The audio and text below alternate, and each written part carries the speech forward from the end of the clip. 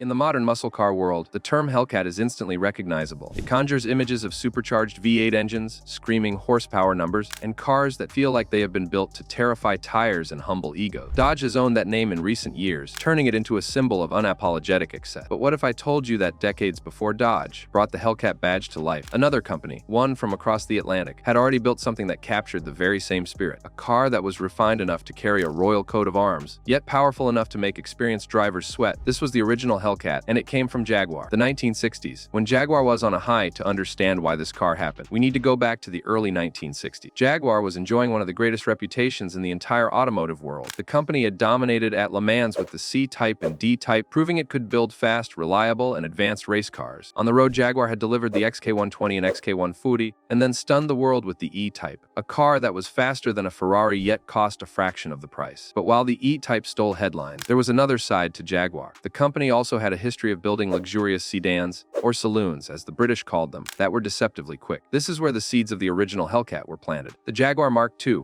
a wolf in a tweed suit in 1959, Jaguar introduced the Mark II, a medium-sized luxury sedan with elegant curves, leather seats, and a wood-trimmed interior. It looked sophisticated, the kind of car you might imagine a bank manager driving. But under the bonnet, the Mark II could be ordered with Jaguar's legendary XK straight 6 engine in 2.4, 3.4, or the real monster 3.8-liter form. That top version made 220 horsepower in an era when most family sedans struggled to make 100. With a 4-speed manual gearbox and optional overdrive, the 3.8 Mark II could sprint to 60 miles per hour in under 9 seconds. Today, that might not sound outrageous, but in the early 1960s, it was a shocking performance for a sedan. This was a car that could carry 4 adults in absolute comfort and still outrun sports cars on the motorway. The police loved it, and criminals feared it. The Mark II became famous not only for its performance but also for who drove it. In Britain, the police quickly adopted the 3.8 Mark II as their high-speed pursuit vehicle of choice. Criminal gangs, especially bank robbers, discovered the hard way that there was no point trying to outrun a traffic officer in one.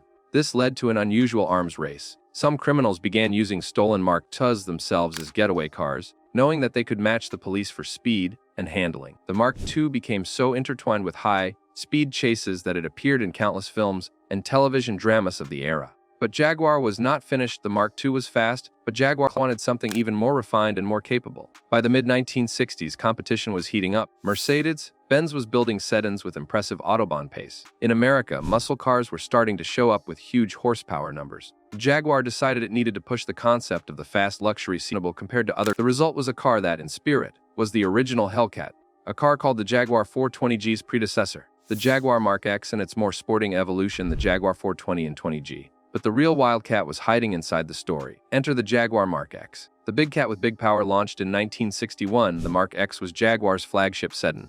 It was huge, low, and sleek for its size, with a wide track and independent rear suspension borrowed from the E-Type. Under the bonnet was the same 3.8-liter XK straight 6 found in the E-Type, making it one of the most powerful sedans in the world. The Mark X could cruise effortlessly at triple-digit speeds on European motorways, but it was still a gentleman's car. Heavy, luxurious, and imposing, it was less of a street fighter and more of a luxury express. Jaguar, however, still had that itch for something smaller, sharper, and even more aggressive. That itch was about to create a sedan that would make even seasoned drivers nervous. The Jaguar 420, the hidden predator. In 1966, Jaguar took the compact S-type sedan, itself a development of the Mark II, and gave it a new front end inspired by the Mark X. More importantly, they fitted it with the 4.2-liter version of the XK engine. This engine had debuted in the E-Type and produced 245 horsepower with a mountain of torque. The result was the Jaguar 420. On paper, it was a comfortable luxury sedan. In reality, it was a barely disguised sports car with rear doors. The 420 could accelerate from 0 to 60 miles per hour in around 8.5 seconds,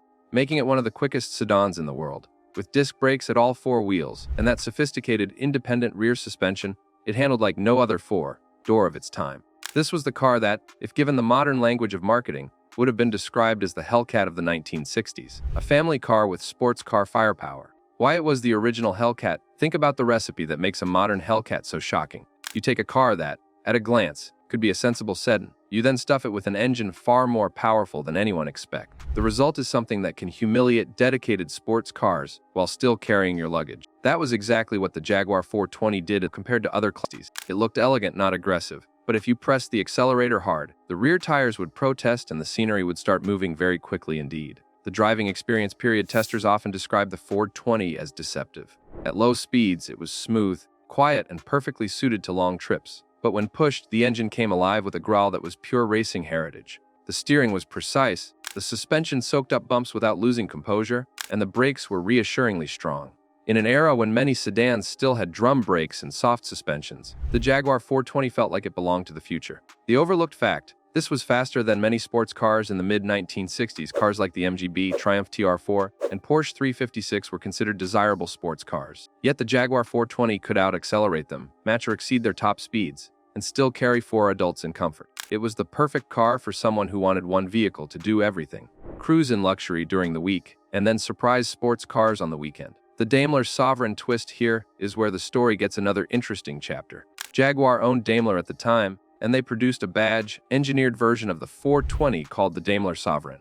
Mechanically, it was identical, but it had an even more luxurious interior and a distinctive grille. For some buyers, this was the ultimate sleeper, a car that looked like a stately limousine, but could run with the fastest cars on the road. The legacy of the Jaguar 420, the 420 and its Daimler sibling, only remained in production for a few years, replaced by the first generation of the Jaguar XJ in 1968. But the formula they perfected, blending true sports car performance with sedan practicality, would live on for decades. The XJ models of the 1970s, 1980s, and 1990s all carried that DNA. And by the time brands like BMW and Mercedes began producing M5s and AMG sedans, Jaguar had already been doing it for years. Why it resonates with the Hellcat spirit: the modern Dodge Charger Hellcat exists because there is something deeply appealing about a car that is both sensible and completely mad. The idea that you could drive to the grocery store in the same machine you could use to obliterate a drag strip is intoxicating. The Jaguar 420 was that idea, decades earlier. It may not have had 700 horsepower, but relative to its time, it was just as shocking. In the mid-1960s, a luxury sedan capable of sub-9 seconds 0-60 times was borderline outrageous. And the name? No, Jaguar never called it the Hellcat. But if you look at the recipe, the understated body, the overpowered engine, the ability to outrun most sports cars of its day, it fits the profile perfectly. If Dodge had existed in 1966 with the same marketing mindset, they would have had a field day with this car. The collector perspective: today, the Jaguar 420 is often overlooked by collectors in favor of the E-Type or the later XJ models. That makes it a hidden gem for enthusiasts who understand what it represents. Prices remain reasonable compared to other classic Jaguars, though that is starting to change as people rediscover their blend of performance and elegance. A well-sorted 420 delivers an experience that feels surprisingly modern while still oozing classic charm. The story of the Jaguar 420 and its siblings is a reminder that the idea of a super sedan, a car that can blend luxury and performance in equal measure, is not new. Jaguar was doing it long before the term existed, and they were doing it with style. The original Hellcat may have been born in Coventry, not Detroit. It may have had a straight 6 instead of a supercharged V8, but it was built on the same philosophy: take an elegant sedan, give it an engine that belongs in a sports car, and let the driver decide how much trouble to get into. And just like the modern Hellcat, the Jaguar 420 was not for everyone. It was for the driver who wanted more than just transport. It was for the driver who wanted to surprise, to thrill, and maybe to scare themselves a little in the process. In the end, that is what makes it the original Hellcat.